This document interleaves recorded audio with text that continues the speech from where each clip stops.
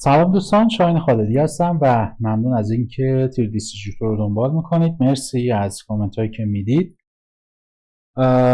با همدیگه داشتیم بحث انیمیشن میبردیم جلو. خب این ماشینه رو میبینید، احتمالاً براتون باید جذاب باشه.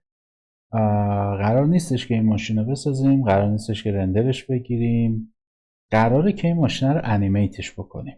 البته سه نکته داره، نکتهشو براتون بگم. یه موردی که هست اینه که ما توی ویدیوهای قبلی سری فاندامنتال بلندر که وارد حوزه انیمیشن و انیمیت و اینجور چیزا شده بودیم، دستورهای مختلف پرکاربردش و منوهای مهمش رو مثل گراف ادیتور، نود ادیتور، جاب شیت، نمیدونم کانسترینا، پرنتینگ، اینا همه رو با هم صحبت کردیم و بهتون گفته بودم که میخوام پروژه کار بکنم. از کل اونا فقط یه درایور اند دریون مونده که درایور اند دریون هم دیدم ارزششو نداره براش یه ویدیو بخوام درست بکنم. تو دل پروژه براتون میگم که اصلا چیه و چیکار میکنه. با دونستن اونها دیگه تقریبا جز بحث کاراکتر، چون توی کاراکتر در واقع جوینت اند پوینت در واقع بون میاد، بعد بحث مفاصل اینا یه ذره اونجا قضیه یک کوچولویی تفاوت داره، نه خیلی. ولی دیگه با این مواردی که بهتون گفتم دیگه هر آبجکتی رو میشه جمعش کرد و کار کردش. و این ماشینه رو گذاشتم و میخوام ریگ کردن این ماشین و انیمیتش رو بهتون نشون بدم. اولش اصلا نمیخواستم وارد فضا بشم، ولی چون از قبل دوستان گفته بودن که آقا مثلا اگه بشه پروژه هایی رو اضافه بکنیم، و دوم میدونم بالاخره بعد از دیدن این رندرها خیلی ها دوست دارن که و مطمئنم کامنت میدن که آقا اینا ادامه بدیم، رندرش رو چه جوری گرفتی و اینا. تصمیم گرفتم که خارج از این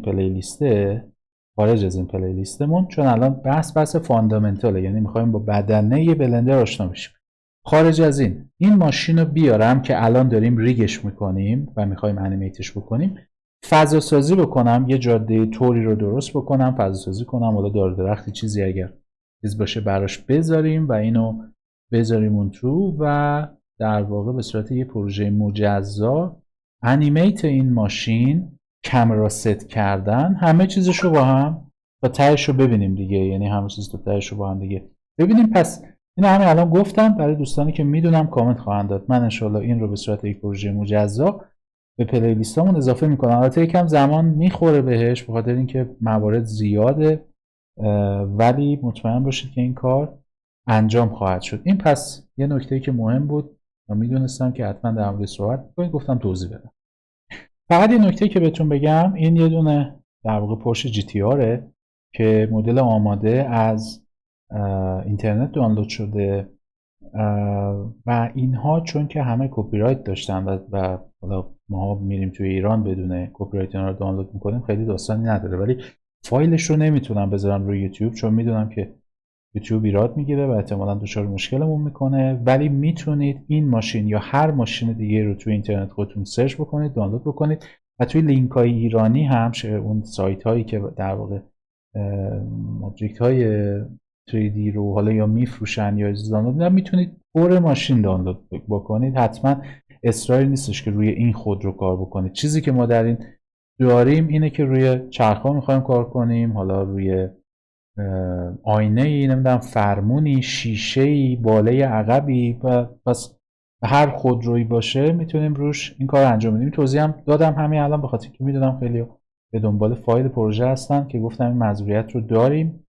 حالا من این رو در واقع پروژهش رو باز آپلود میکنم و میذارم توی لینک یوتیوب.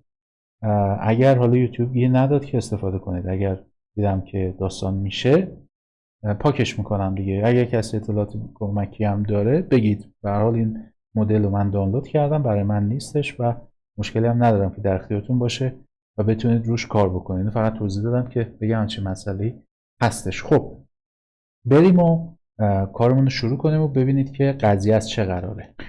خب چیزی که برای ما اهمیت داره توی این کار فعلا نور و رندر و این قضایی اصلا نیستش. بحث خود آبجکت و خود پروژه‌مونه. شما این ماشین یا هر ماشین دیگه ای رو که در واقع دانلود بکنید، برای اینکه بخواید وارد فضای ریگ و انیمیتش بشید باید این سری تقسیم بندی رو انجام بدید. فقط قبلش توضیح بهتون بدم. ببینید شما اگر بخواید این ماشین رو بردارید انیمیت بکنید، خب چه چیزی رو انیمیت میکنید؟ اینها قراره که حرکت بکنن، پس چرخ‌ها میچرخن. امکان داره آینه ها باز و بسته بشه، شیشه باز و بسته بشه، در باز و بسته بشه، بالاخره دری باز میشه بسته میشه، نمیدونم شیشه میاد پایین، آینه ها باز میشه، مثلا ماشین روشن میشه و به حال استارت و حرکت. و حالا امکان داره که توی شتاب گرفتن و سرعت ها این بالای عقب هم اگر از اون مدلایی باشه که حالا این باله که اونجوری نیست، این بالای فیکسه، ولی از اون ماشینای در واقع هایپر اولترا کارایی باشه مثل امثال بوگاتی ها و نمیدونم لافراری و خودروهای اینطوری، اینا میتونن بر اساس حرکت ایرودینامیک ماشین بالا و پایین برن. پس اینم گفتم که براتون توضیح بدم که حواستون باشه توی انیمیت کردن چه موردی از اون خودرو رو میخواید انیمیتش بکنید. اونا برای ما اهمیت داره. چرا اهمیت داره؟ چون ما باید به کمک سیستم پرنتینگ تمام این آبجکت های کامپلکس رو جوری به هم دیگه متصل بکنیم که موقع انیمیت کردن و ریگ کردن ما رو دچار مشکل نکنن. حالا ریگه چیه، کنترلرها چیه، من دیگه حقیقتش نخواستم حوصلتون سر ببرم و یه ویدیو جدا بذارم که بگم آقا این اساس کنترل ریگا و اینا این ریختیه. گفتم دیگه همه کارا رو بیاریم تو دل این ماشین انجام بدیم تا جایی که ریگش رو و انیمیت فیکسش رو یاد بگیرید. حالا اینی که گفتم دیگه بخوایم وارد فضا بکنیم و با کامera درگیرش بکنیم رو میبرم داخل یک پلیلیست دیگه و احتمالا این ویدیوها رو هم در اون پلیلیست قرار خواهم داد که به صورت پک اینا رو کامل داشته باشید. حالا اینجا برنامه خودش رو داره، اونجا هم برنامه خودش رو داره و ببینیم که به چه صورته. حالا برای اینکه کارو شروع بکنیم، ببینید چرخ‌ها 100% چرخش دارن، پس برای خودشون انیمیت دارن. حالا توی سناریوی من درها میتوانن باز و بسته شن، شیشه، این شیشه های راننده میتونه بیاد پایین بره بالا، آینه ها میتونن خم بشن به داخل و برگردن. خب بالا عقب که فیکسه و ماشین به طور کلی حرکت بکنه. پس چیزایی که و فرمون، من روی این فرمونم میخوام کار کنم. یعنی وقتی چرخا به سمت راست اومدن، خب فرمونم در جهت راست داره اینو میچرخونه، یا وقتی میرن اون طرف اینم داره برمیگرده. پس فرمونه برام مهمه توی سناریوم و این چند تا آبجکت در واقع آبجکت های اساسی من که در ریگ و عرضم به خدمتتون که انیمیشن ما مهمن. بعدن چراغا راهنما، حالا چراغ جلو، چراغ عقب، اینا رو هم بعدن تو اون جایی که میخوایم روی این پروژه کار کنیم اونا رو میاریم تو بازی که مثلا چراغ روشن باشه این حرکت بکنه، یا شاید نما شب رفتیم وسطش و توی نما شب ببینید که این به چه صورتی مثلا نورپردازی رندر میشه. این پس توضیحات در مورد اونا. پس اینا رو گفتم که بر اساس اینا بیایم سیستم پرنتینگ چرخ‌ها در فرمون و آینه ها رو و حتی این دستگیره ها رو، چون دستگیره مثلا به سمت بیرون کشیده میشه، خب طبیعتا درم باز میشه و اینا موارد مهمیه که باید پرنتینگش رو شروع بکنیم و انیمیتمون رو انجام بدیم. یکم توضیحات زیاد شد، عذرخواهی میکنم، ولی دیگه بریم کارمون شروع کنیم. خب من میام توی حالت سالید، چون دیگه به حالت رندرش خیلی نیازی نداریم. بعد این رو هم دیگه خاموشش بکنم، چون چیزی که الان مهمه خود این ماشینمونه. یه کاری انجام بدم، یا این نورایی که گذاشتم و اینا رو همه رو یه سینی براش درست بکنم، بعد ببریم فعلا اینا رو خاموششون کنیم، جلو دست و بالمون رو نگیرن، اونا باشه برای بعدن که حالا خواستیم یه سری تستا بزنیم. خب همونطور که بهتون گفتم، ببینید چرخ‌ها باید همه با هم بچرخن. حالا این چرخ‌ها قطعات زیادی دارن که اگه من همه رو انتخاب بکنم، با این دیسکاشم جا مونده، این الان تازه بازم هست،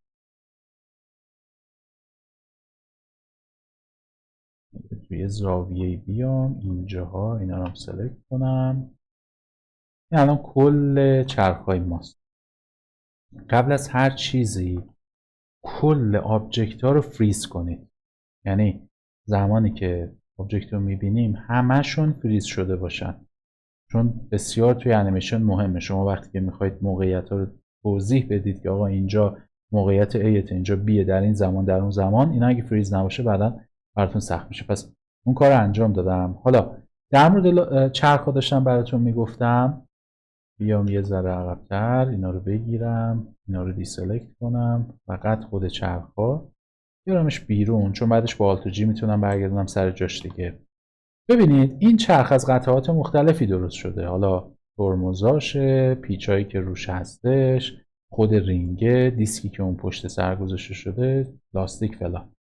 معمولا وقتی که میچرخن همه با هم میچرخن دیگه. اینا وقتی قراره که بچرخه قصه‌شون با هم دیگه است.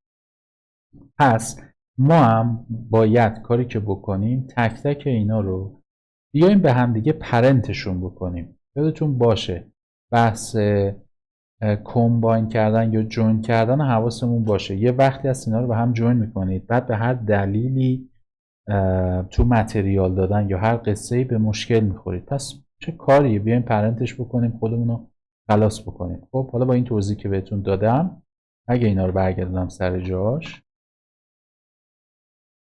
یه دونه ام میزنم، یه کالکشنی فعلا درست میکنم و این در واقع میشه مثلا روی ریل و یه آندرلاین میذارم. سمت چپ میشه دیگه اگر بخوایم اینجوری حساب بکنیم. آره دیگه سمت راننده است. ریل ویل لفت میشه، اون یکی رایت ریل ویل میشه. این فرانت ویل رایت، اون یکی هم فرانت ویل لفت. اینجوری برای خودتون راحت تره، چون که اینجا راحت تر میتونید این قطعات رو پیدا بکنید و بعدا هم کار کردن باهاش برامون ساده تر میشه. خب اینها قرار نیست 10,000 تا آبجکت اینجا باشن فقط گروه بندی میکنم که اگه دستم یهو خورد اینا دیسلکت شد دوباره سلکت نکنم داستان بشم. میام اینجا دوباره اینا رو میگیرم و اینا الان کل آبجکت های چیزه. راحتیم. بعدا اسامیشون رو و گروه بندی های سبکتر میشه.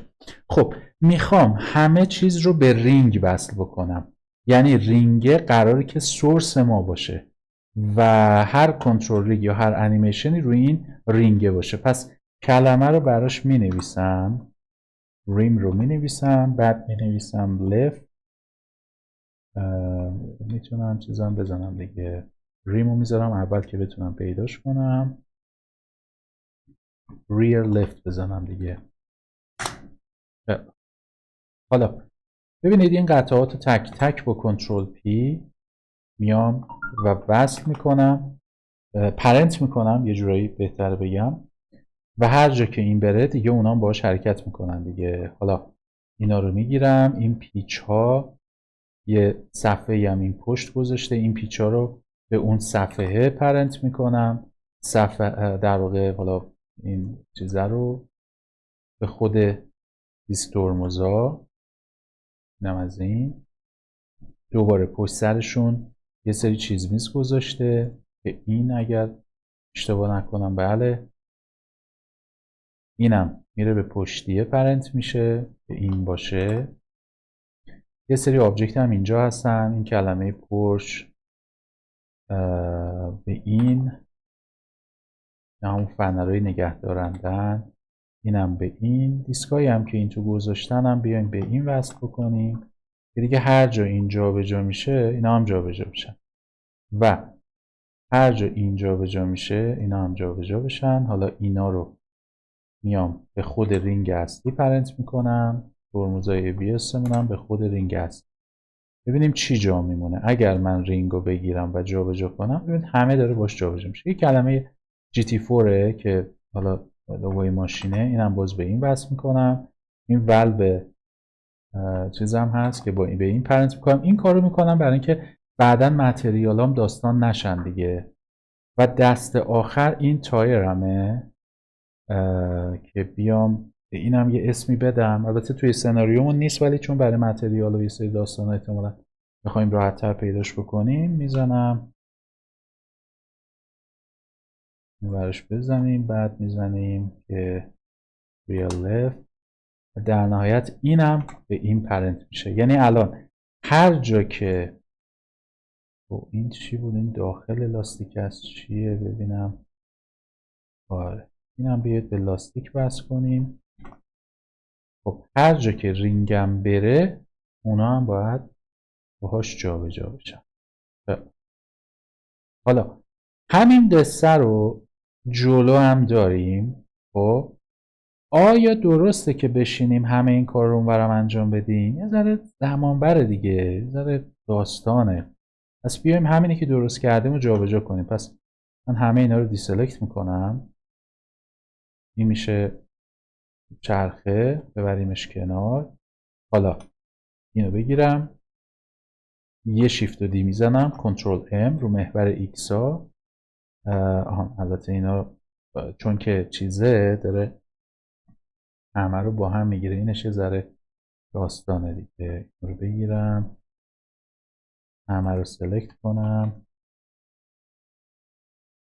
الان کلشون باید با هم اومدن این طرف و یکم هم مرکز نیستن. جی روی ایکس ها بره داخل.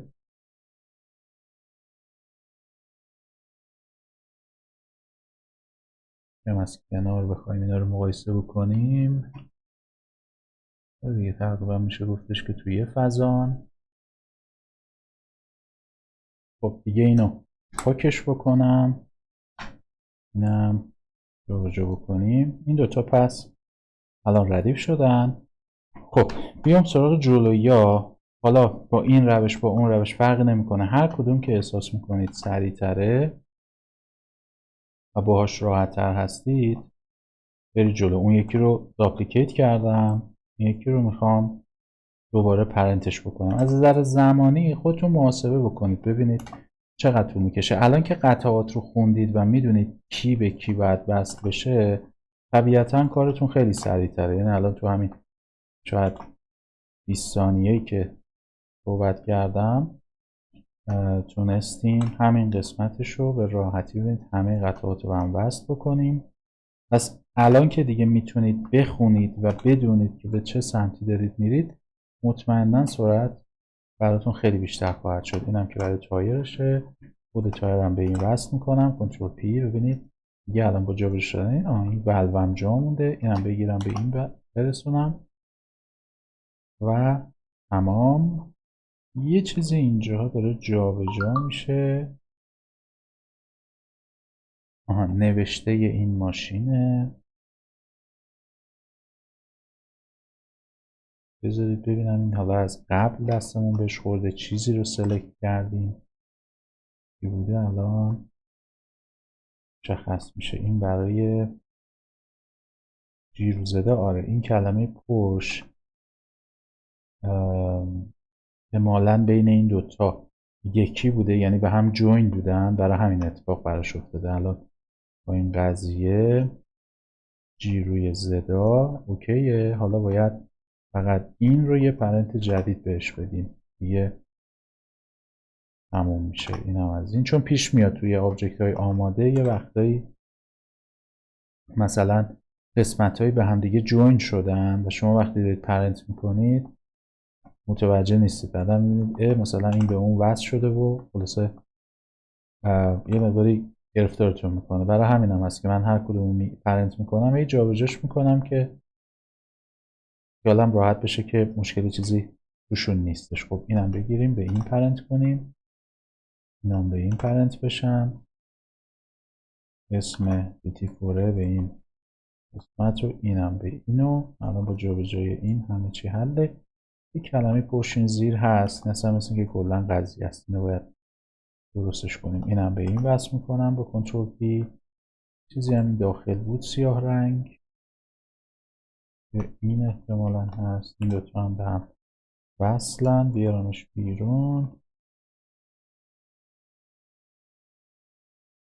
این چی میگه؟ اینو باید پاکش کنم، اینو برگردونم سر جای اصلیش. پس راحت تونستیم همه رو ردیف کنیم. فقط ببینید من باز میارم بیرون که خیالم راحت بشه که یه وقت خطایی مشکلی چیزی تو برنامه نباشه. اوکیه. خب یه نکته که مهمه اینه که چرخهای جلو عقب حول یه محوری تکون میخورن و اون محوره برامون مهمه دیگه، یعنی نباید لنگ بزنن. حالا نگاه کنید به صورت دیفالت یه چرخ جلوه یه چرخ عقبه، یعنی خود همین یه داستانی داره بین این دوتا. اینا رو خیلی باید حواسمون باشه. اگر اینو بیارم اینجا کلمه ها رو، اینو باید یکم حواس جمع بریم جلو. اینو میگیرم رو محور ایکس رو میارم این ور، لاستیکا رو با هم چک کنیم. ببینید یه ذره اینو خود با هم دیگه فاصله دارن. این بعدن که این میخواد بچرخه، اینه چرخ لنگ میمونه، جلو عقب میره برای خود. الان دیگه اوکیه. روی محور ایکس میتونه برگرد سر جاش. جفتشون رو انتخاب میکنم. الان ببینید پلاکاشون داره اوورلپ میشه رو هم دیگه. اینو ببریم عقب. دوباره این و این یه سلکت بکنیم. جی روی وای.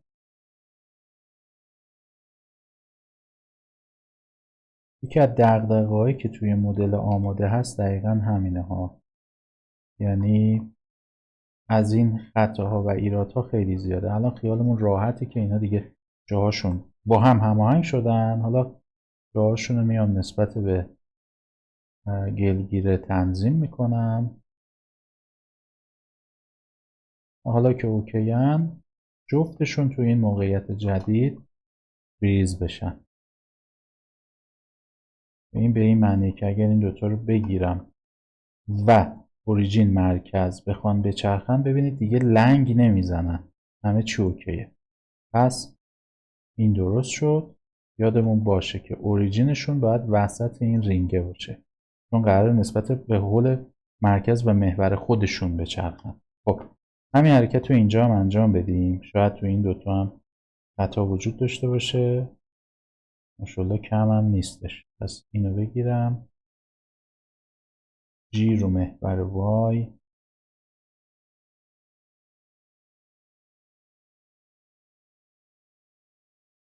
آره الان رو هم الاین شدن.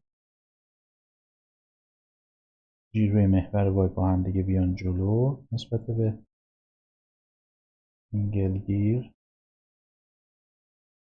احتمالا خودشون میدونن برنامه چیه. خب فریزش کنیم.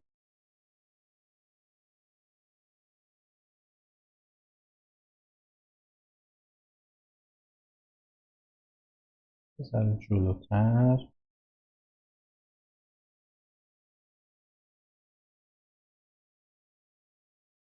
جالبه، به نظرم از نظر مدل سازی سیمتری نیستش، چون این طرف فاصله رو ببینید مثلا خودشون هم برای همین پس و پیش کردن. جالبه. ببینید دقت توی مدل سازی نباشه حتی در این سطح میتونه این داستانا رو ایجاد بکنه. حالا از نظر چیز خیلی این باگ نمیده ها، یعنی خیلی نشون نمیده چون تو سرعت بالاه، ولی به هر حال از نظر حرفه‌ای این باگه. من وسط به وسط دو طرف رو میگیرم، همینجا دیگه فریزش میکنم، خیلی بهش گیر ندارم. این دوتا رو میذارم مرکز. چیزی که مشخصه اینه که اینها باید نسبت به مرکز خودشون حول محور X بچرخن. پس اوکیه. اینم از این. خب تونستیم لاستیکا رو جمع جور کنیم. اگه بخوام ادامه بدم این ویدیو طولانی میشه، چون قسمت های دیگر نگاه بکنید همه به هم چسبیدن.